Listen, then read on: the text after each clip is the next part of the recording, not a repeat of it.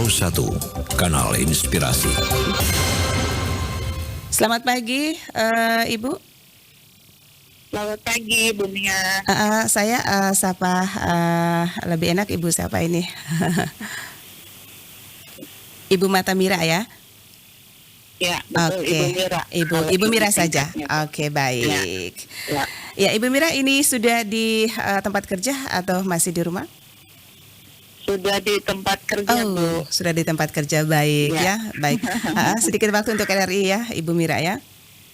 Ya, Oke, ini terkait dengan BPS NTT lakukan pendataan registrasi sosial ekonomi ya atau Reksosek nih. Apa yang menjadi alasan dan tujuan pemerintah ya melakukan data Reksosek ini, Ibu Mira?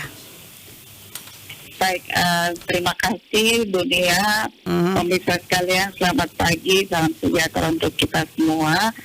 Jadi, terkait dengan pendataan Reksosek, itu dilatar belakangi oleh ketika kita menghadapi pandemi COVID-19 kemarin, di mana perekonomian kita mengalami gejolak ya, sempat mengalami resesi juga, kemudian saat sekarang kita juga masih setelah pandemi mulai mereda, kita dihadapkan lagi dengan kondisi geopolitik perang Rusia dan Ukraina, sehingga tentunya akan berdampak juga kepada Indonesia sebagai bagian dari masyarakat global. Sehingga berkaca dari pengalaman pemerintah Indonesia di dalam menangani berbagai situasi yang perlu mengintervensi kondisi masyarakat sehingga tidak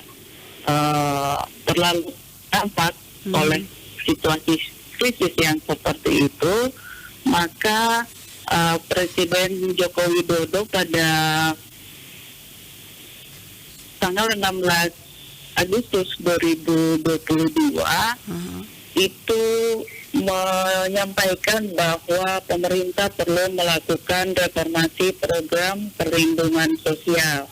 Jadi program perlindungan sosial ini diarahkan pada perbaikan basis data penerima melalui pembangunan data registrasi sosial atau Reksosek serta untuk penghapusan kemiskinan ekstrim. Jadi sebetulnya pemerintah itu ingin melakukan reformasi struktural. Ada 3 aspek yang dicakup sebetulnya, yaitu reformasi sistem kesehatan, reformasi sistem kebencanaan, kemudian yang ketiga adalah reformasi sistem perlindungan sosial yang menyeluruh bagi seluruh penduduk.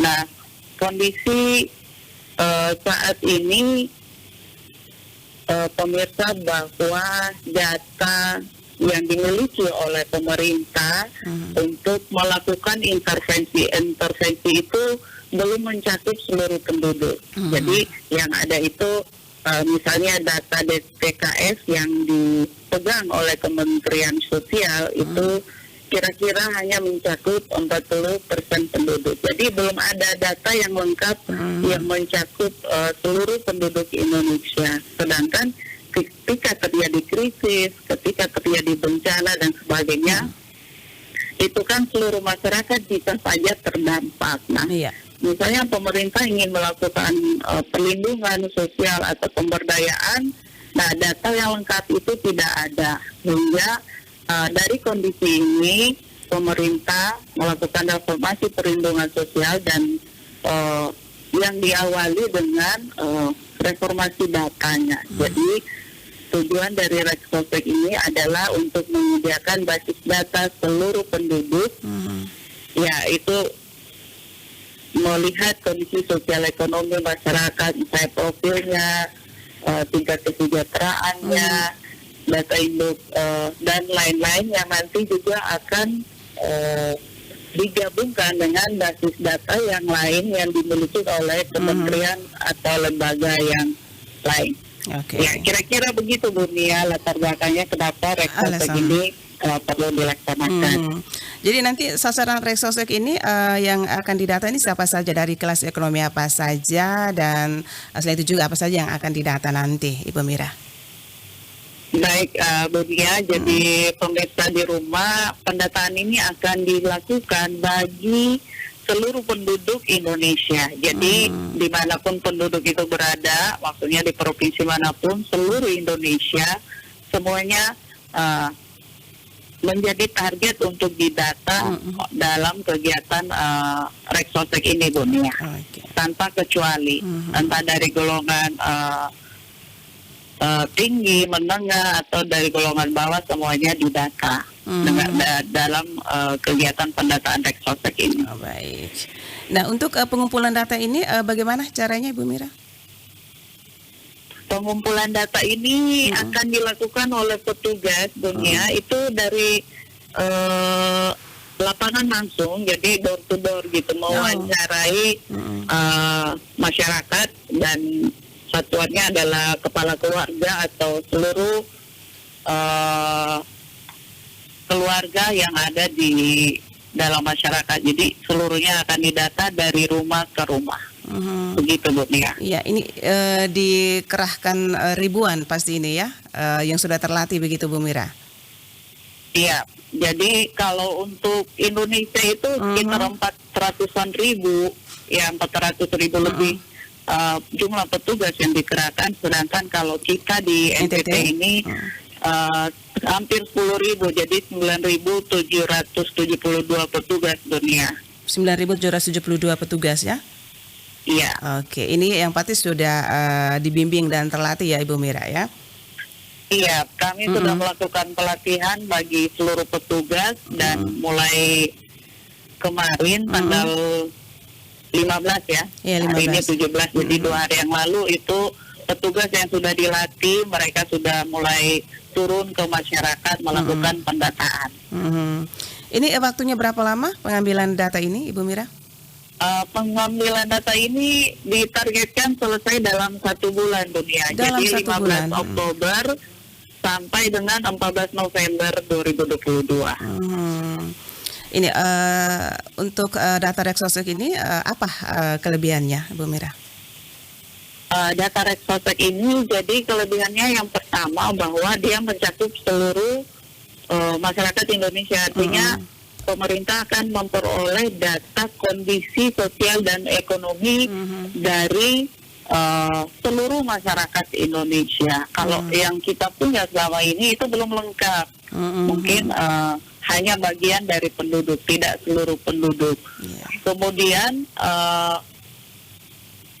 data ini juga nanti akan digunakan oleh seluruh kementerian atau lembaga. Jadi kita punya satu data untuk program perlindungan sosial dan pemberdayaan masyarakat. Jadi seluruhnya akan mengacu kepada data yang sama, sehingga nanti tidak lagi terjadi tumpang tindih begitu, Bu. Ya, program-program perlindungan sosial dan pemberdayaan masyarakat itu akan lebih tepat sasaran dari data yang nanti akan kita kumpulkan itu. Baik, ini yang terakhir, apa yang menjadi harapan dari program ini ya setelah didata, dan juga apa harapan kepada masyarakat yang akan diambil datanya nanti, Ibu Mira?